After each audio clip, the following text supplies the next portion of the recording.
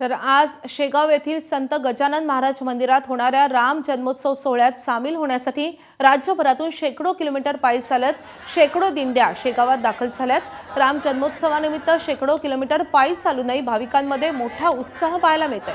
रामचंद्रांचे व संत गजानन महाराजांचं भजन म्हणत मोठ्या उत्साहात राम जन्मोत्सव सोहळा शेगाव येथे साजरा होतोय। आढावा घेतला आमचे प्रतिनिधी डॉक्टर संजय महाजन यांनी। शेगाव येथील संत गजानन महाराज मंदिरात मी आहे आणि या ठिकाणी भक्तांचा जर उत्साह बघितला तर या ठिकाणी दिंडी आपल्याला ही जालना जिल्ह्यातून दिंडी आलेली आहे आणि या महिला पायी चालत जवळपास 150 ते 200 किलोमीटर पायी चालत या ठिकाणी पोहोचलेल्या आहेत। प्रभू रामचंद्राचा जन्मोत्सव या शेगाव येथील मंदिरात साजरा करण्यासाठी आलाय। कुठनं आलात तुम्ही? टेंभुर्णी जालना जिल्ह्यातून पायी चालत आलात रामनवमी निमित्त? हा, रामनवमी निमित्त। प्रभू रामचंद्रांचं काय भजन वगैरे म्हणणार एखादी? करा सुरू। गजानना स्वप्नात यावे पुन्हा न बाबा गजानना, गजानना स्वप्नात यावे पुन्हा न बाबा गजानना।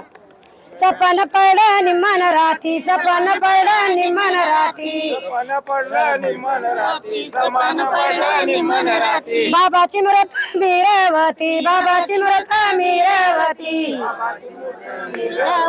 बाबाची मूर्ती मीरावती। अन गजानना स्वप्नात यावे पुन्हा न बाबा गजानना, गजानना स्वप्नात यावे पुन्हा न बाबा गजानना। शेगाव येथील संत गजानन महाराज मंदिरात लाखो भाविक दाखल झालेले आहे आणि आज दिवसभर प्रभू रामचंद्राच्या जन्मोत्सवाचा हा सोहळा मोठा उत्साहात शेगाव येथील संत गजानन महाराज मंदिरात साजरा होत आहे। कॅमेरामन शांतारामसह doctor Sanjay Mahajan, ABP Majha, Shegaon. ABP माझा, उघडा डोळे बघा नीट।